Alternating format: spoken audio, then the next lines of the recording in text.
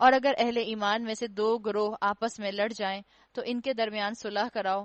پھر اگر ان میں سے ایک گروہ دوسرے گروہ پر زیادتی کرے تو زیادتی کرنے والے سے لڑو یہاں تک کہ وہ اللہ کے حکم کی طرف پلٹ آئے. پھر اگر وہ پلٹ آئے تو ان کے درمیان عدل کے ساتھ صلح کرا دو. بتایا دیا گیا کہ اگر تم لوگوں کو لڑتے ہوئے دیکھو تو نیوٹرل ہو کر مت بیٹھ جاؤ. ہم کیوں پڑے ان کے جھگڑے میں؟ ہمیں کیا ضرورت پڑی اپنی عزت خراب کرنے کی؟ آج کے زمانے میں کون کسی کے جھگڑے میں پڑتا ہے؟ اللہ نے یہاں کیا کہا کہ جب کسی کو لڑتے ہوئے دیکھو تو ان کے درمیان اصلاح کرانے کی کوشش کرو، ان کے درمیان ثالث بننے کی کوشش کرو. اگنورنٹ ہو کر نہ بیٹھ جاؤ، خالی تماشائی بنتے مت دیکھتے رہو، بلکہ ان دو بھائیوں کے درمیان میں صلح کرا دو.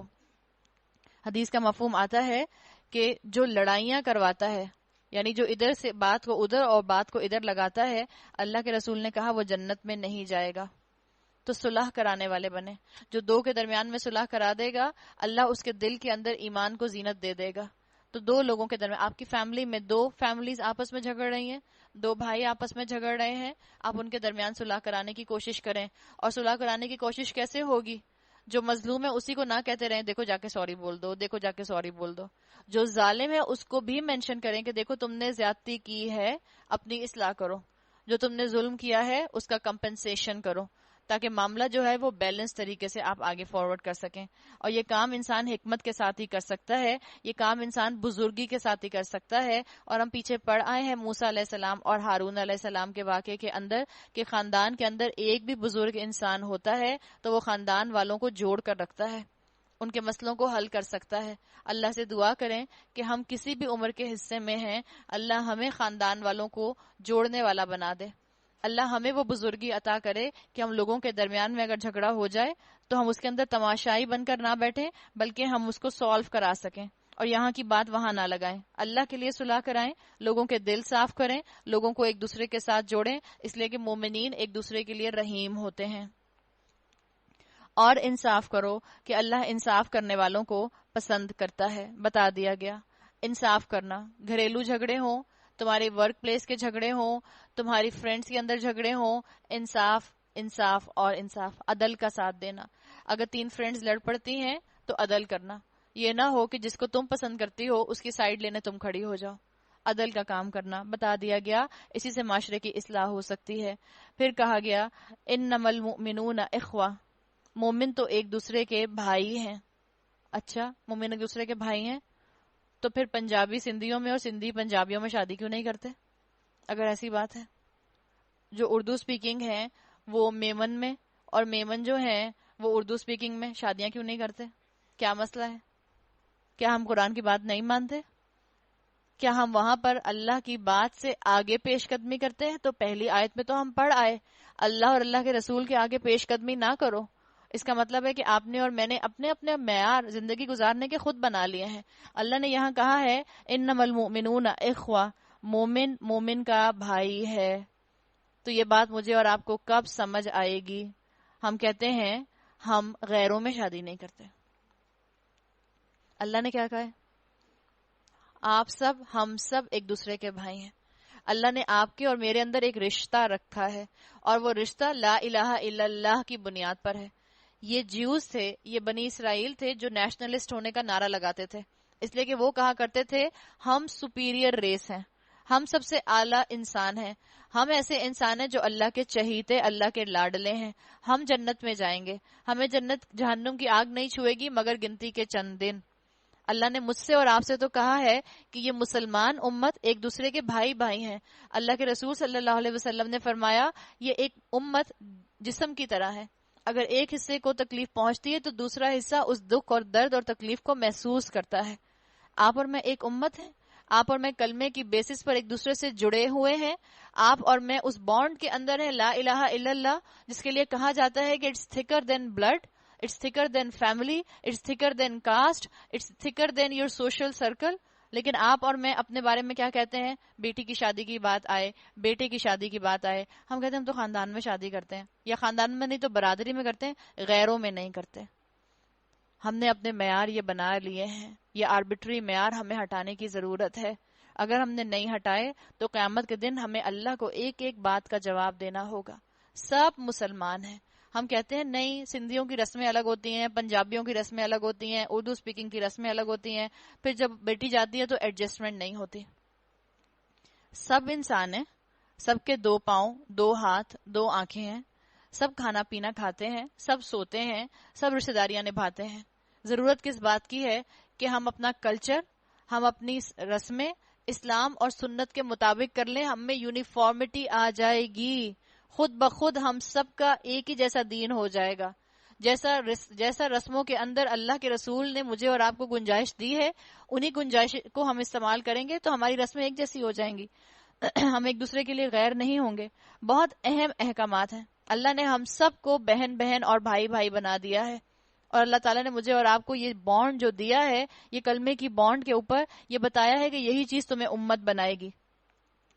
کوئی نہ آپس میں ایک دوسرے کو کہے پٹھان ایسے ہوتے ہیں، میمن ایسے ہوتے ہیں، وہ جوکس بن جاتے ہیں. کچھ جوکس بنتے ہیں صرف میمن کے اوپر، کچھ جوکس بنتے ہیں صرف پٹھانوں کے اوپر. کیوں؟ کیا سمجھا آپ نے؟ آپ نے اپنے آپ کو اعلیٰ سمجھا اور ان کو کمتر سمجھا. آپ نے اپنی شان بڑھانے کے لیے دوستوں کے اندر جو ہے ایسے جوکس پروموٹ کر دیے. نام لے کر جوکس کرنا بالکل مناسب نہیں ہے. کسی کی کاسٹ کا مذاق اڑانا بالکل مناسب نہیں ہے. کسی بھی طرح سے آپ اور میں ایک دوسرے کا مذاق نہیں اڑا سکتے، اور نہ یہ لیبل لگاؤ ایک دوسرے کے اوپر. بعض لوگ کہتے ہیں ہاں پنجابی ہیں لیکن اچھے بڑے ہیں. کیا مطلب ہے اس بات کا؟ یعنی جنرلی پنجابی اچھے نہیں ہوتے، پتہ نہیں یہ اتفاق سے ہی اچھے نکل آئے ہیں. سندھی ہیں لیکن بڑے پولائٹ ہیں. کیا مطلب ہے؟ کہ سندھی ویسے پولائٹ نہیں ہوتے، بڑے غصے والے ہوتے ہیں، بڑی جلدی ان کو غصہ آ جاتا ہے. اللہ تعالیٰ نے اس سب چیزوں سے منع فرما دیا. اللہ نے کہا مومن ایک دوسرے کے بھائی بھائی ہیں، لہٰذا اپنے بھائیوں کے درمیان تعلقات کو درست کرو اور اللہ سے ڈرو، امید ہے تم پر رحم کیا جائے گا. تو اللہ تعالیٰ مجھے اور آپ کو ایک دوسرے کے ساتھ اس امت کے اینگل سے جڑنے والا بنائے. ہم واقعی ایک دوسرے کا درد ایسے محسوس کریں جیسے امت محسوس کرتی ہے. جب ہمارے معاشرے کے اندر بچے بھوکے راتوں میں سوئیں، ہم اس کا درد محسوس کریں. جب ہمارے معاشرے کے اندر عورتوں کے پاس سونے کے لیے شیلٹر نہ ہو، ہم اس کا درد محسوس کریں. ہم اس کے لیے کوئی نہ کوئی ایفرٹ کر کے کوئی شیلٹر پرووائڈ کریں. مل کر ہم کوئی نہ کوئی ایفرٹ کریں. آخر ہم کٹی پارٹیز کے اندر، کمیٹی پارٹیز کے اندر اتنی کمیٹیاں بھی تو ڈالتے ہیں. پھر کمیٹی بھی ہم چاہتے ہیں ڈالنے کہ کم سے کم 10 کی تو ڈلے، اس سے کم کی تو ہمیں کمیٹی ڈالنی نہیں. یہ تو کم سے کم میں آپ کو بتا رہی ہوں. کتنا ہمارے پاس پیسہ ہے، اس پیسے کو ہم کیوں نہ ایسی جگہوں پر استعمال کریں جہاں سے نظر آئے کہ ہم امت کو جوڑنے والے بن رہے ہیں، امت کو کھڑا کرنے والے بن رہے ہیں. امت کے لوگوں میں ایک دوسرے کا درد ہوتا ہے. امت بنے گی ایسے جب آپ اور میں ان کی فکر کریں گے جن کے پاس اللہ نے ریسورسز نہیں دیے. سرکولیشن آف ویلتھ اسلام کا مزاج ہے، کنسنٹریشن آف ویلتھ اسلام کا مزاج نہیں ہے. ایک ہی پاس ہی جمع ہو کر سارے کا سارا مال رہ جائے، یہ اسلام کا مزاج نہیں ہے. اب اللہ نے آگے مزید بتایا کہ تمہارے آپس میں جڑنے کا سیمنٹ اور کیا ہے. اے لوگو جو ایمان لائے ہو، یا ایھا الذین آمنو. کہاں ہیں یہ لوگ؟ ہیں یہاں پہ اس کمرے میں ہیں؟ ہم ہیں؟ اتنی دیر لگائیں گے بولنے میں؟ کہیے جی ہاں ہم ہیں الحمدللہ. یا ایھا الذین ہم ہیں. اللہ نے کہا لا یسخر قوم من قوم. کیا اللہ نے کہا؟ اے یہ لوگوں جو ایمان لائے ہو، نہ مرد دوسرے مردوں کا مذاق اڑائیں، ہو سکتا ہے کہ وہ ان سے بہتر ہوں. نہ عورتیں دوسری عورتوں کا مذاق اڑائیں، ہو سکتا ہے کہ وہ ان سے بہتر ہوں. اللہ تعالیٰ نے الگ الگ کر کے بتا دیا. نہ مرد مردوں کا مذاق اڑائیں. اس سے اسکالرز بڑی مزے کی بات بتاتے ہیں، کہتے ہیں اس سے تو صاف پتہ چل رہا ہے کہ اسلام میں مرد الگ الگ بیٹھتے ہیں، عورتیں الگ الگ بیٹھتی ہیں. یعنی ڈسکشنز ان کے جب ہی ہوں گے نا جب وہ سیگریگیشن میں بیٹھیں گے. خاندانوں کے اندر سیگریگیشن ڈیویلپ کریں، یہ زیادہ بڑا جہاد ہے. پردے کر کر کے ہم انہی لوگوں کے درمیان میں بیٹھتے رہتے ہیں. ہماری بچیوں کو پھر اوڑھنے کا سارا زندگی معاملہ رہتا ہے، اور پھر وہ بہت ڈپرائیو ہوتی ہیں جب ان کو سنگھار کرنے کا موقع نہیں ملتا. اور ان کے اس ڈپریویشن کی وجہ سے پھر وہ کہاں نقاب کی طرف اور حجاب کی طرف آئیں گی. تو اپنے اپنے خاندانوں کے اندر سیگریگیشن ڈیویلپ کریں. آخر ایک دور تھا کہ مردانہ اور زنانہ الگ ہوتا تھا، اور آج بھی ہوتا ہے. بڑی بڑی ایلیٹ کلاسز کے اندر، بڑے بڑے فیشنیبل لوگوں کے گھروں کے اندر، جہاں کسی کی ڈیتھ ہو جاتی ہے، خود بخود سب سیگریگیشن ہو جاتی ہے. مرد ایک طرف چلے جاتے ہیں، عورتیں ایک طرف چلی جاتی ہیں. کیوں؟ اس لیے کہ عورتوں نے شاید اس دن میک اپ نہیں کیا ہوتا، تو وہ کوشش کرتی ہیں کہ مرد جو ہے وہ سامنے نہ ہی آئے. ورنہ اور تو مجھے کوئی چار نظر نہیں آتا کہ مرد الگ کیوں ہوتے ہیں. یا اس دن اللہ زیادہ یاد آ رہا ہوتا ہے, یا شاید اس دن خوف زیادہ ہوتا ہے, یا جس گھر میں موت ہو جاتی ہے اس گھر والوں کو جو ہے وہ جہنم کے فرشتے زیادہ یاد آ رہے ہوتے ہیں. آپ دیکھیں جہاں کوئی دین کی بات نہیں ہوگی, ادھر کسی کی موت ہوگی ادھر سیگریگیشن ہو جائے گی. اب مرد ادھر بیٹھیں گے, خواتین ادھر بیٹھیں گے, آپ لوگ ادھر آ جائیں اتنے آرام سے.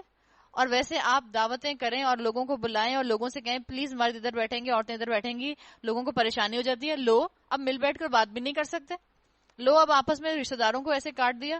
اور خاص طور پہ جو گھر کے بڑے ہوتے ہیں, جو گھر کی بزرگ خواتین ہوتی ہیں, سب سے زیادہ ان کو مسئلہ ہوتا ہے. وہ چلتے ہوئے چلی جائیں گی مردوں میں, اس کے بعد وہاں سے کسی کو پکڑ کے لے آئیں گی اور مردوں عورتوں کے اندر, لو میرا بچہ ملنے آیا سب سے, لو بھی سلام کرو سب کو. ایسے سیگریگیشن ڈیولپ نہیں ہوگی. جتنا بڑا جہاد ہمارے خاندان کی بزرگ خواتین کو کرنا پڑے گا, اتنا بڑا جہاد ہماری بچیوں کو شاید اس وقت نہ کرنا پڑے, ان کو صرف اپنے آپ کو اوڑھنا ہے. لیکن وہ عورتیں, وہ خواتین جو کسی سٹیٹس کے اوپر ہیں اپنے خاندان کے اندر, جن کو ایک مقام حاصل ہے, جن کی اتھارٹی ہے, جن کی بات مانی جاتی ہے, ان کو اپنے گھروں کے اندر سیگریگیشن ڈیولپ کرنی ہے. اللہ نے یہاں کہہ دیا نہ مرد مردوں کا مذاق اڑائیں, ہو سکتا ہے کہ وہ ان سے بہتر ہوں, نہ عورتیں عورتوں کا مذاق اڑائیں. مثال کے طور پر عورتیں عورتوں کا مذاق کیسے اڑاتی ہیں؟ ہم عورتیں تو اگر لسٹ بنانا شروع کریں تو شاید شام ہو جائے. ہم عورتیں کیسے مذاق اڑاتی ہیں؟ کہیں بیٹھے ہوئے ہیں, دو فرینڈز آپس میں بیٹھی ہیں, تیسری فرینڈ نہیں آئی, چلو ایک جان پہچان کی خاتون آئی, ان کو آنکھوں ہی آنکھوں میں دیکھا اور پھر اپنی فرینڈ کو دیکھ کے آنکھوں ہی آنکھوں میں مسکرائے, آنکھوں ہی آنکھوں میں اشارے ہو گئے, اور کیا پتا چلا کسی کا مذاق اڑا دیا. ان خاتون کو تو نہیں پتا چلا, اللہ کے فرشتوں نے ریکارڈ کر لیا. اللہ نے کہا مذاق نہ اڑاؤ. پھر ہم خالی آنکھوں آنکھوں میں کافی نہیں سمجھتے, ہم زبان سے بھی اچھی خاصی باتیں بولتے ہیں. دلہن کو دیکھ کر آئے, شادی کا اٹینڈ کر کے آ گئے. ایک تو شادی سے جب ہم آئیں گے تو اس کے بعد آدھا پونا گھنٹہ ہم نے ضرور ڈسکشنز کرنے ہوتے ہیں. وہ ڈسکشن کس پر ہوتے ہیں؟ اس انٹیریئر پر ہوتے ہیں, ڈیکوریشن پر ہوتے ہیں. اچھا خوب خواہش بھی ہے کہ اچھی سے اچھی ڈیکوریشن ہو, لیکن جہاں کسی نے ڈیکوریشن ذرا تھوڑی سی جو ہے وہ بڑھا کر دی, کتنا خرچہ کیا تھا ذرا خیال نہیں کرتے, کتنا پیسہ ضائع کر دیا. قریبوں کو دیتے تو کسی کے گھر کا 1 مہینے تک چولہا جل جاتا, کر دیا ایک دم سے اس کا معاملہ ختم. اسی انسان کو کہہ کے آ جاتے دلہن دیکھ کر آئے تھے, تم نے دلہن دیکھی تھی؟ کیوں؟ بالکل دلہن نہیں لگ رہی تھی, اتنی بڑی لگ رہی تھی, اماں لگ رہی تھی پوری. یہ کیا ہے؟ اللہ نے منع کیا ہے آپ کو اور مجھے. کسی کو کہہ دیا, کسی بچی کو دیکھا اس کی آنکھیں بڑی بڑی ہیں, اس بیچاری نے کاجل بھی لگا لیا اوپر سے, تو کہہ دیا اس کو تمہاری آنکھیں بھینس جیسی لگ رہی ہیں. یہ کیا مطلب ہے بھئی؟ کہیں تمہاری آنکھیں ہرن جیسی لگ رہی ہیں تو سمجھ آتی ہے, کمپلیمنٹ ہے. تمہاری آنکھیں بھینس جیسی لگ رہی ہیں. اب بھینس کی آنکھوں کو جب بھینس آئے گی قربانی کے لیے تو پتہ چلا, ہم دیکھیں گے غور سے کہ بھینس کی آنکھیں کیسی ہوتی ہیں, اچھی ہوتی ہیں کہ بڑی ہوتی ہیں. ہم اپنی عام گفتگو کے اندر اتنے آرام سے لوگوں کا دل دکھا دیتے ہیں اور ہمیں احساس بھی نہیں ہوتا, اور ہم ایک دوسرے کا مذاق اڑا رہے ہوتے ہیں. یا بہت عام سی بات ہے, جہاں بیٹیاں اپنی ماؤں کے گھر جاتی ہیں, میکے جاتی ہیں, جہاں 2 بہنیں اور اماں مل کر بیٹھتی ہیں, وہاں سسرال والوں کی ضرور برائیاں کرنی ہوتی ہیں. تو یہ بہت زیادہ محتاط رہنے کا وقت ہوتا ہے جب آپ اپنی بہنوں کے ساتھ ہوں, جب آپ اپنی ماں کے ساتھ ہوں. زیادہ ٹینڈنسی ہوتی ہے کہ انسان ڈسکشن میں, اچھا شروع کیا ہوتا ہے, ڈسکشن شروع ہوتی ہے, اور پھر ڈسکشن کرتے کرتے کرتے کرتے نوبت مذاق تک چلی جاتی ہے. اسی طرح سے ساسیں ہمارے معاشرے کی, ان کو تو ہمیشہ لگتا ہے کہ ان سے اچھے بچے کسی نے نہیں پالے. ہمیشہ اپنی بہو کو کہیں گی ہم نے تو اپنے بچے ایسے نہیں پالے, مطلب یہ کہ تمہیں تو پالنے نہیں آتے. باتوں باتوں میں اس کو باتیں سنا دیں. ایک تو ہم سب کانٹیننٹ والے اتنے ماہر ہیں ان ڈائریکٹ بات کرنے میں کہ ہم کہتے ہیں کہ ہم لگا بھی دیں گے ایک تھپڑ اور پتہ بھی نہ چلے گا کسی کو ہم نے تھپڑ لگایا ہے, ایسے ہم باتیں کرتے ہیں.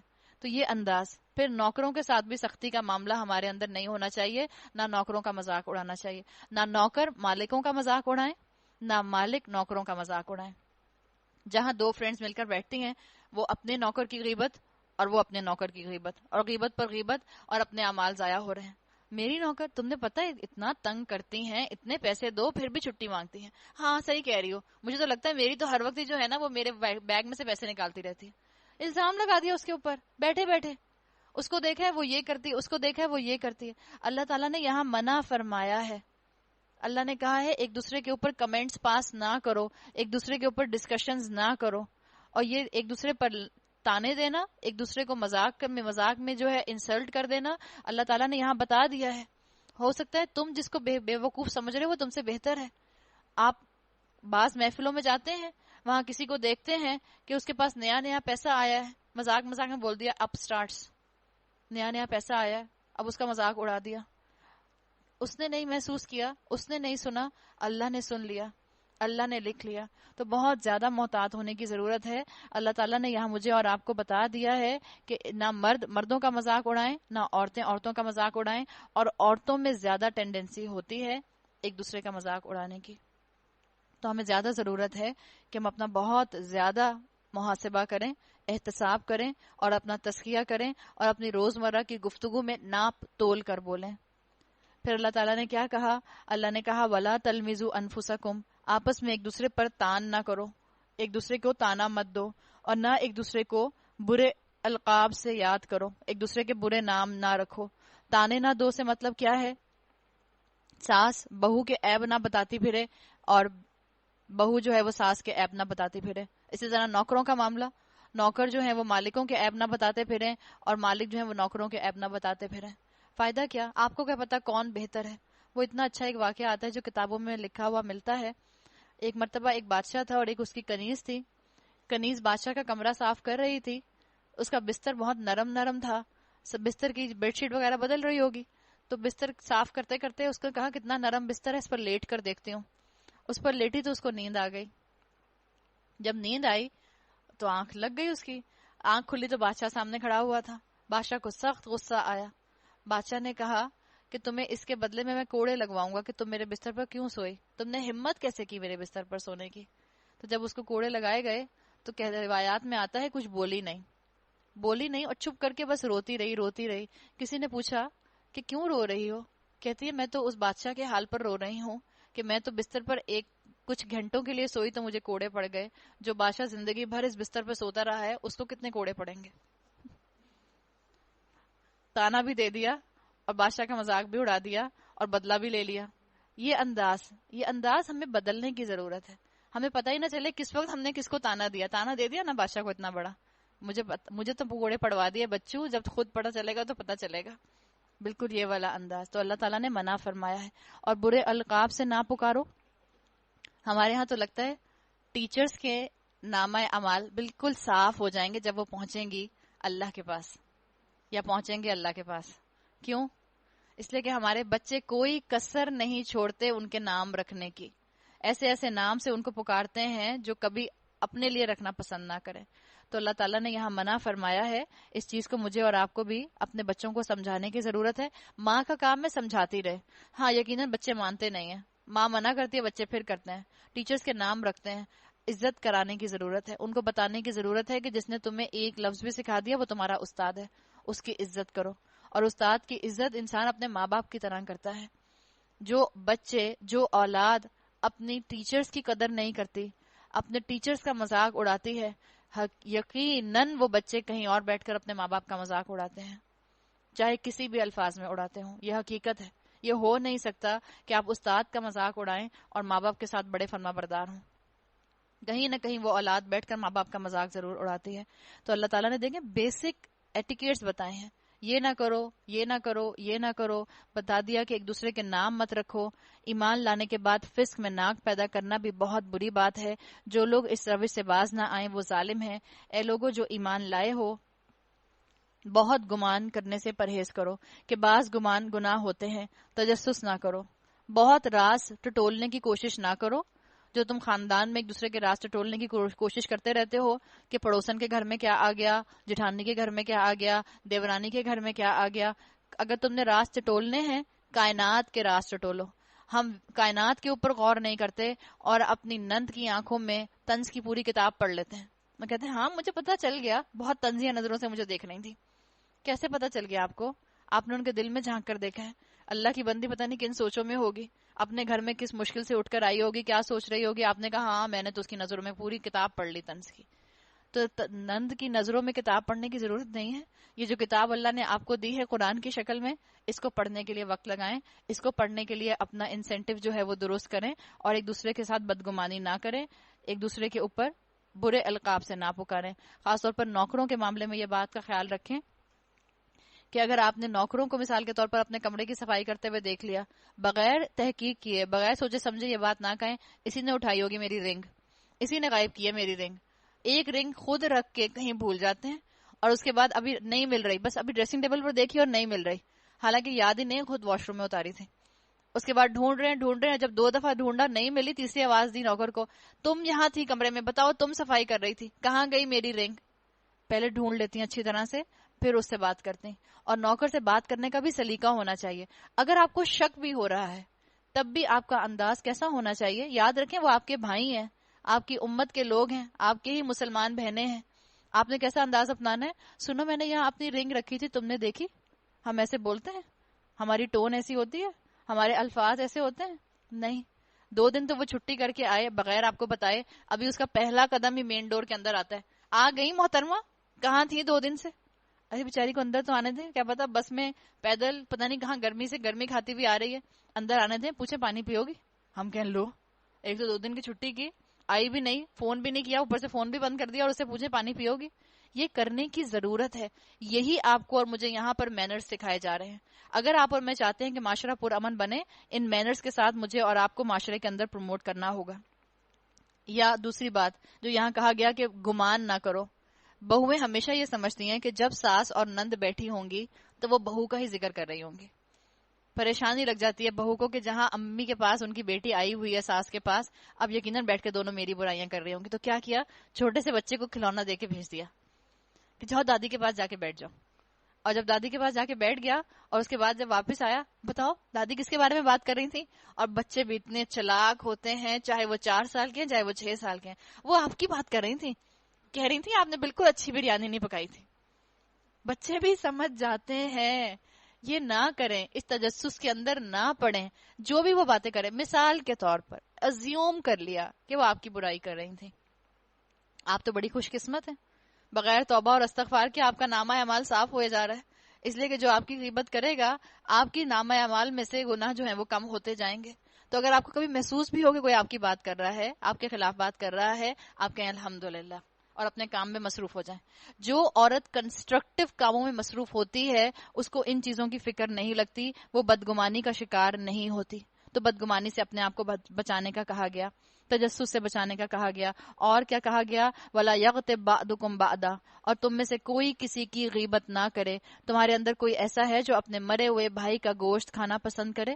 غیبت کرنا بدترین گناہ ہے, بدترین گناہ. اللہ کے رسول نے فرمایا لوگوں کے چھپے ہوئے عیبوں کے پیچھے اللہ کے رسول نے فرمایا نہ پڑو. اور غیبت کیا ہے؟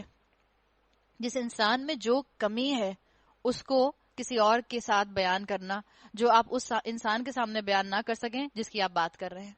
ہم کہتے ہیں ہاں تو میں صحیح تو بتا رہی ہوں, اس میں ہے یہ خرابی, تو یہی تو غیبت ہے. اگر اس میں خرابی نہیں ہے اور آپ نے اس کے اوپر الزام لگا دیا تو بہتان ہو جائے گا.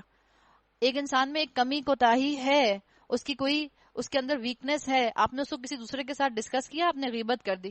آپ صلی اللہ علیہ وسلم کی حدیث کا مفہوم آتا ہے, آپ نے فرمایا جو لوگوں کے عیبوں کے پیچھے پڑتا ہے اللہ اس کے عیبوں کے پیچھے پڑ جاتا ہے, اور جس کے عیبوں کے پیچھے اللہ پڑ جائے اس کے عیبوں کو کون چھپا سکتا ہے. ایک حدیث کا مفہوم آتا ہے, آپ صلی اللہ علیہ وسلم نے فرمایا غیبت زنا سے زیادہ بڑا گناہ ہے. اللہ مجھے اور آپ کو غیبت سے محفوظ رکھے. اور ہم مسلمان عورتیں بہت زیادہ غیبت میں انوالو ہوتی ہیں. آپ غیبت کرنا بند کریں, آپ دیکھیں آپ کی گفتگو کے ٹاپکس بدل جائیں گے.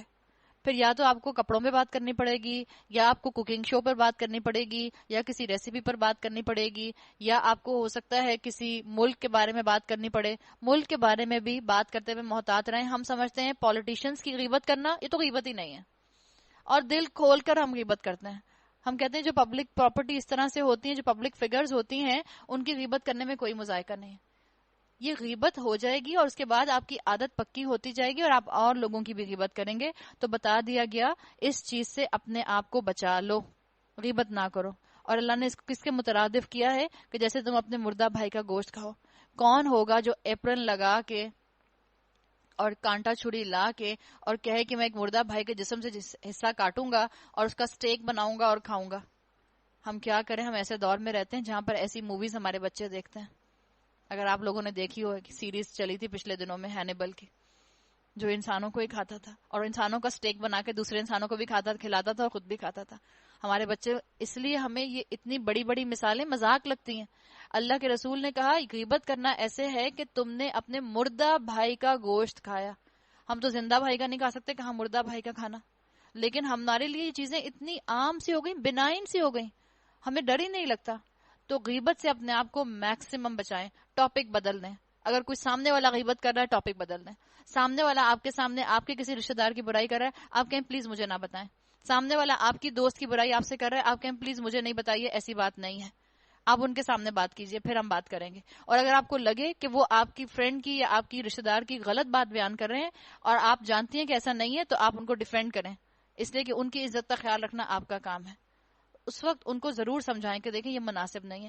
ہمارے گھر کے بڑے لوگ، بزرگ، مثال کے طور پر آپ کی والدہ، آپ کی نانی، آپ کی ساس، آپ کی دادی، یہ لوگ اگر غیبت کر رہے ہوں، ان کو غیبت سے روکنے کے لیے آپ کو پھر بہت محتاط انداز اپنانا ہوتا ہے. اگر آپ نے کہا دیکھیں یہ غیبت کرنی ہے، آپ ایسے مت کریں، اور چڑ جائیں گی آپ سے، پھر وہ اور زیادہ آپ کے ساتھ ایسی باتیں کریں گی کہ آپ کو چپ نہیں کرا سکیں گی. ایسے موقع پر کوشش کریں ٹاپک بدل لیں. ایک دم سے کہیں کاکروچ آ گیا، سب بھول جائیں گی. سب آسان طریقہ یہی ہے سب سے زیادہ. کوئی غیبت کر رہا ہو تو کہیں کاکروچ ہے وہاں پہ، آپ کہیں تو جھوٹ ہو جائے گا. آپ ایک گناہ سے بچانے کے لیے اگر تھوڑی دیر کے لیے کہتی ہیں، پھر ہو سکتا ہے کاکروچ نہ بھی ہو، کوئی ایسی چیز کہتے ہیں جس سے وہ ڈرتی ہیں. ان کا دھیان ہٹا دیں، ان کا ذہن ہٹ جائے فوراً. بعض دفعہ کیا کرتے ہیں لوگ کہتے ہیں ٹاپک بدلنے کے لیے، اچھا یہ بتائیں آپ نے کپڑے کیا بنائے، تم بات کیوں بدل رہی ہو، جو بات میں کر رہی ہوں وہ کیوں نہیں سن رہی. تو اس کا طریقہ پھر یہ ہوتا ہے کہ آپ ان کے ذہن کو بالکل سوئچ کر دیں، جیسے بٹن آن اینڈ آف کرتے ہیں، آپ ان کے ذہن کا سوئچ آن اینڈ آف کر دیں اور کہیں دیکھیں شاید کوئی کاکروچ یا چوہا آ گیا ہے، اس کو بھگانے کی کوشش کرتے ہیں. دیکھو تم خود ان سے گھن کھاتے ہو، اللہ سے ڈرو، اللہ بڑا توبہ قبول کرنے والا اور رحیم ہے. لوگو، اب اللہ تعالیٰ نے انسانوں میں اتحاد کا ایک اور طریقہ بتایا. لوگو، ہم نے تم کو ایک مرد اور ایک عورت سے پیدا کیا، پھر تمہاری قومیں اور برادریاں بنا دیں تاکہ تم ایک دوسرے کو جانو پہچانو، اور بتا دیا گیا کہ شادی کے معاملے میں پھٹنے کی ضرورت نہیں ہے. جب تمہارا دین بھی ایک ہے، تمہارا قرآن بھی ایک ہے، تمہارے رسول بھی ایک ہیں، تمہارا کعبہ بھی ایک ہے، تو پھر شادی کے معاملات میں تم لوگ اپنی برادریاں الگ الگ لے کر کیوں بیٹھ جاتے ہو. آپ سوچیں، کبھی آپ نے سنا نیو یارک والے ہیوسٹن والوں سے کہیں ہم ہیوسٹن والوں میں بیٹی نہیں دیتے؟ کبھی آپ نے سنا؟ آپ کہیں گے اتنا ریڈیکولس ہے. توبہ. ہم کیا کہتے ہیں، کراچی والے لاہور والوں میں بیٹی نہیں دیتے. اس وقت ہمیں مذاق نہیں لگتا، اس وقت ہمیں بہت لاجیکل بات لگتی ہے. ہاں صحیح بات ہے نا، اور کیا، اتنا کلائمیٹ کا فرق ہے، اتنا حالات کا فرق ہے، اتنا طبیعتوں کا فرق ہے، اتنا جو ہے مزاجوں کا فرق ہے. اس فرق کو مٹانے کی ضرورت ہے، اور جو قوانین اللہ نے دیے ہیں اس کو اپنے اوپر نافذ کرنے کی ضرورت ہے. اللہ نے بتا دیا در حقیقت اللہ کے نزدیک تم میں سب سے زیادہ عزت والا وہ ہے جو تمہارے اندر سب سے زیادہ تقوی والا پرہیزگار ہے. یقیناً اللہ سب کچھ سننے والا اور جاننے والا ہے. یہ بدوی کہتے ہیں ہم ایمان لائے. ان سے کہو تم ایمان نہیں لائے بلکہ یوں کہو ہم مطیع ہو گئے، ایمان ابھی تمہارے دلوں میں داخل نہیں ہوا. اگر تم اللہ اور اس کے رسول کی فرما برداری اختیار کر لو تو وہ تمہارے اعمال کے اجر میں کوئی کمی نہ کرے گا. یقیناً اللہ بڑا درگزر کرنے والا اور رحیم ہے. حقیقت میں تو مومن وہ ہیں جو اللہ اور اس کے رسول پر ایمان لائے، پھر انہوں نے کوئی شک نہیں کیا اور اپنی جانوں اور مالوں سے اللہ کی راہ میں جہاد کیا. اولئک ھم الصادقون، یہی لوگ سچے ہیں. دعا کریں اللہ ہمیں تعصب سے اور ہمیں غیبت سے اور ہمیں تجسس سے اور برے گمان سے پاک کر دے، ان سب سے اوپر اٹھا کر ہمیں ایک اعلیٰ امت بنا دے. اے نبی صلی اللہ علیہ وسلم، ان سے کہو کیا تم اللہ کو اپنے دین کی اطلاع دے رہے ہو، حالانکہ اللہ زمین اور آسمانوں کی ہر چیز کو جانتا ہے اور وہ ہر چیز کا علم رکھتا ہے. یہ لوگ تم پر احسان جتاتے ہیں کہ انہوں نے اسلام قبول کر لیا.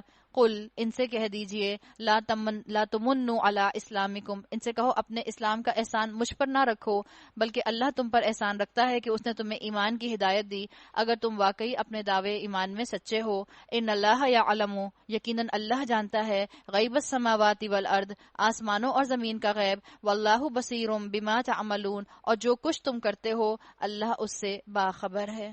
ایک وقت آئے گا اللہ سب چیزوں کا بدلہ لے لے گا. وہی مثال جو آپ کو پہلے سورہ فاتحہ کی اس میں دی تھی، اس کو یاد کر لیجئے، ایک مالک کی اور اس کے غلام کی، جس نے چوک لگا کر ایک باؤنڈری بنا دی ہے، اور جب جب غلام جو ہے وہ اس باؤنڈری کے دوسری طرف گرتا ہے، مالک لکھ لیتا ہے جب جب میں اور آپ نظروں سے کسی کا مذاق اڑاتے ہیں، مالک لکھ لیتا ہے. جب جب آپ اور میں گمان اور تجسس کرتے ہیں، مالک لکھ لیتا ہے. جب جب آپ اور میں غیبت کرتے ہیں، مالک لکھ لیتا ہے. جب جب آپ اور میں کسی نوکر کو ہرٹ کرتے ہیں، مالک لکھ لیتا ہے. اور ایک دن ان سب چیزوں کا بدلہ لے گا، اس لیے کہ وہ مالک یوم الدین ہے.